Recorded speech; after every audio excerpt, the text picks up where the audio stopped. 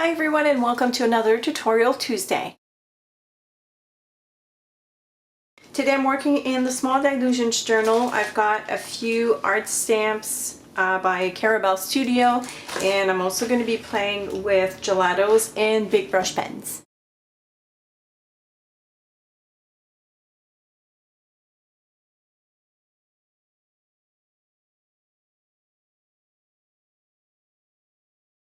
I've already prepped my pages with some gesso, and I'm going to lay down a very light color for the sky in the ground. For the sky I'm using Aqua Dolce, so this is the gelato. And I'm going to go 3/4 way down.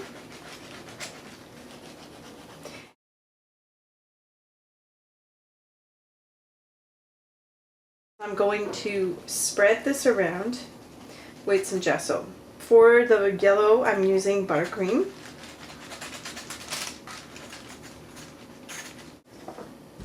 Take my gesso and I'm going to use the gesso to spread the color around. And as you can see, it'll give me a very light color, which is exactly what I want for this first layer.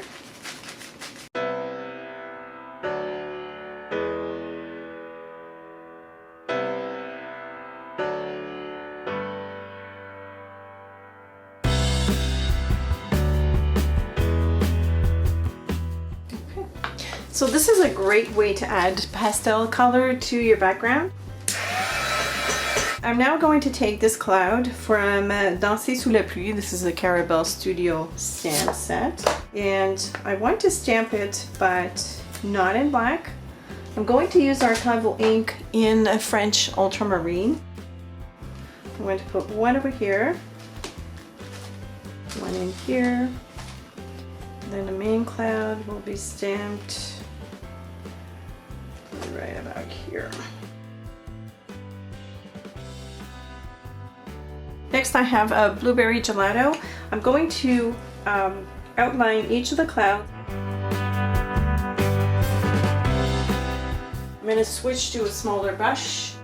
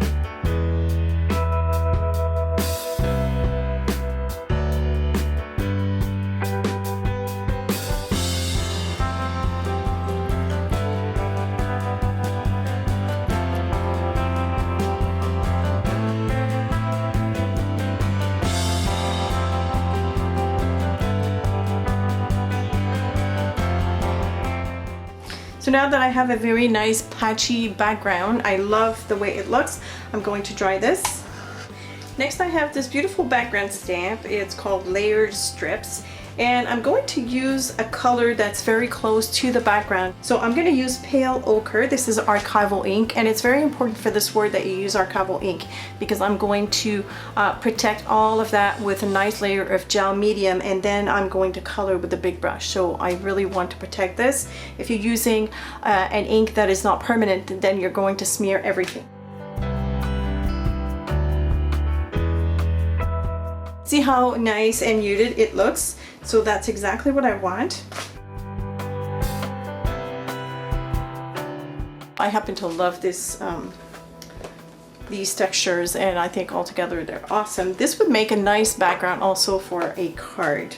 Next, I'm going to do the same thing, but with the blue, the same blue that I've used to stamp the clouds. The other color that we had used is a French ultramarine.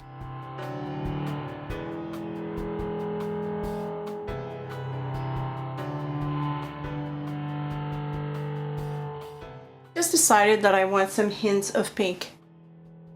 For this I'm using Guava, And I'm just going to put a little hints here and there. I can also move the color with a BB wipe to make it a little softer. Maybe some here.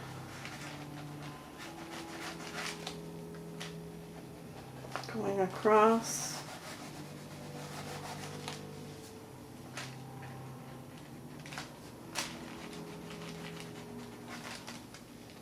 I just love how the pink makes the sky stand out.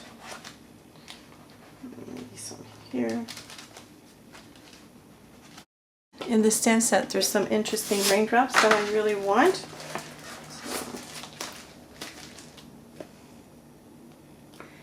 And again, I'm going to use the French ultramarine ink to stamp the clouds, the raindrops.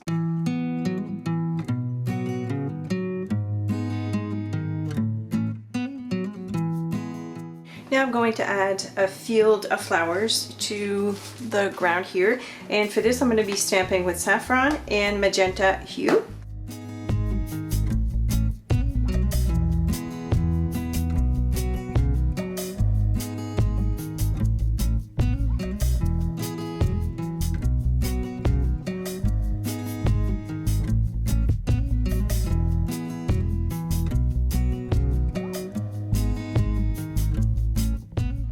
Next I'm going to take a big brush pen, this is permanent green olive, and I'm going to add the stamps to the flowers, and I don't want them straight. Some of them will, some of them won't.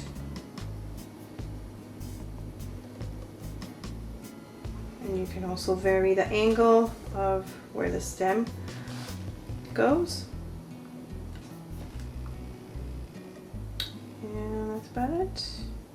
Yep. And I'm going to show you another way to stamp. Now I have a leaf stamp here. This is from the same stamp set that I use for the flower, Floraison. And I'm going to use the big brush. So this is very good if, for instance, you don't have all the colors of archival ink. They are made of India ink, so if you stamp with them, your stamped image will be permanent. So it's a good alternative to archival ink if you don't have all the colors.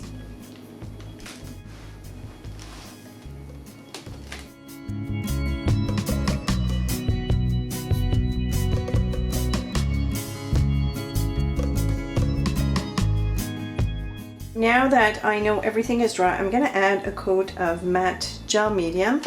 And this is just going to help me blend the shadows that I'm going to be adding on top of that. So now that everything is dry, I've got a nice coat of gel medium on that, and I can go in and color in those shapes. I'm going to take the big brush pens to color in some of these, well, all of these flowers actually, and the leaves. And what I like about the big brush pen is that they are permanent, but you can also blend them with your fingers as long as they're not dry. So I'm not liking this yellow. Let's switch to a different yellow. This is cadmium yellow. So I'm just gonna color in. And it, you know, we're so caught up on sometimes like giving shades and, you know,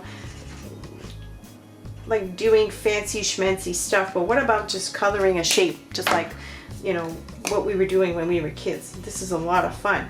So here I can incorporate different colors. This is dark chrome yellow. And then I think I'm going to do the center with orange glaze. So again, very soft looking flower.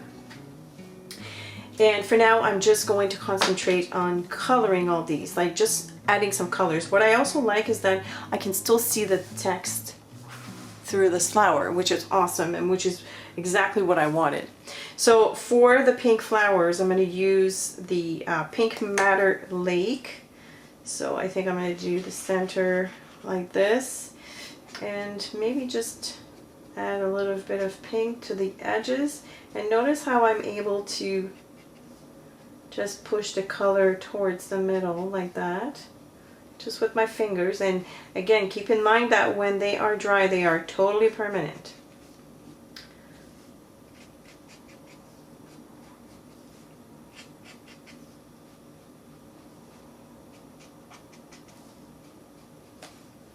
And then maybe I'm going to go back in with some scarlet red and just add some from the middle, or just maybe even a line in the center like this, feathering it out.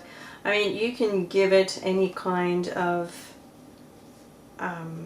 effect that you want, or you can totally go in and just color in, because why not? These flowers will come to life once I add the shadows, but there's nothing wrong in just coloring, just plain coloring. Okay, for the leaves I'm going to play with my greens. I've pulled out all of the greens that I have, the big brush pens, and I'm going to essentially do the same thing. Just adding in some colors.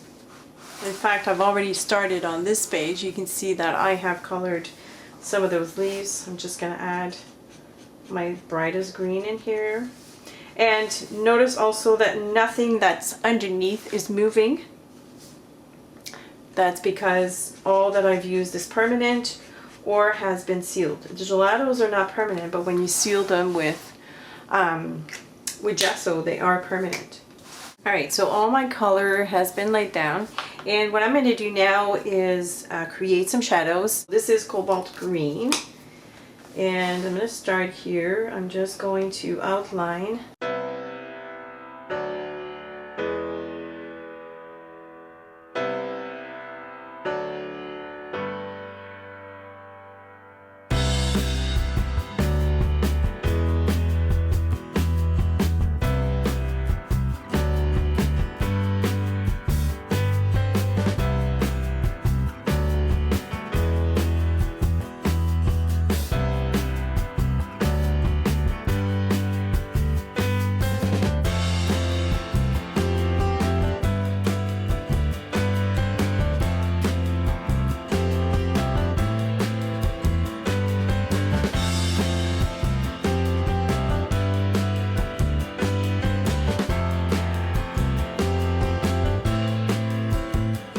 Before I start shading the flowers, I'm going to add a little bit of orange shading here towards the bottom.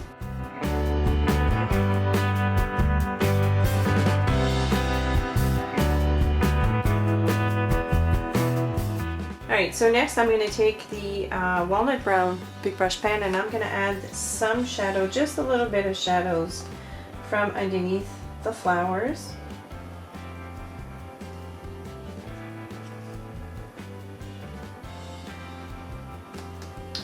And I'm going to keep a baby wipe handy, because if it's too much, I'm just going to push the color back.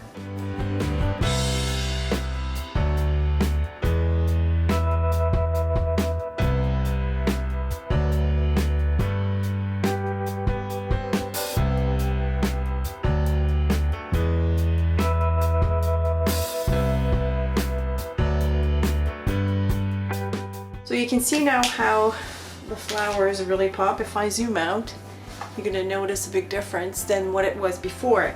Now I'm going to do the same thing for underneath the clouds, not above, just underneath.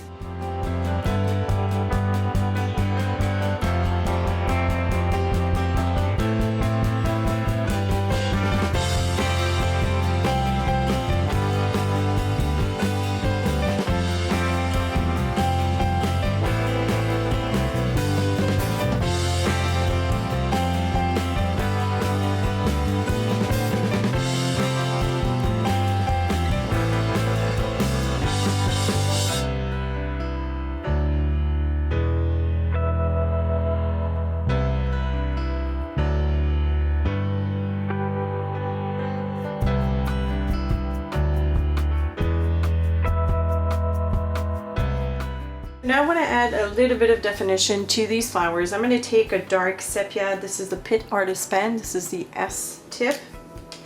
And I'm going to make, I don't want to hide the stamped lines. This is not what I want to do. I just want to sketch around it. So here's my stamp line. I'm going to just fiddle around it, not hiding the stamp line. And if you want to go over and all screwy and all squiggly, then by all means do that. See, now the flower really pops. So I'm going to do the same thing to all of my flowers. And the reason why I do squiggly lines is for one very simple reason. I can't make a straight line. So if I make lines that are meant to be squiggly, then I don't get frustrated.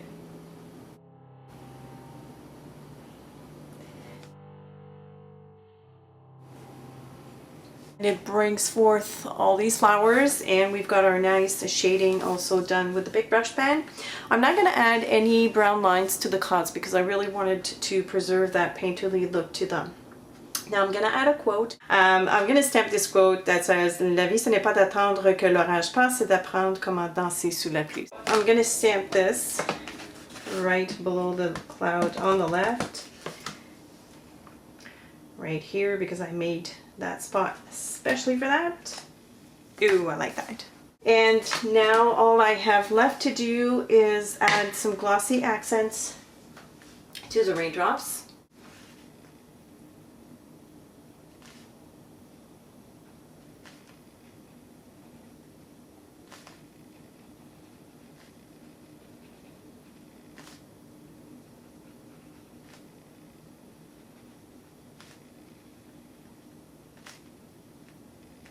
Alright, so now I'm going to add some white accents to the flowers with a paint pen.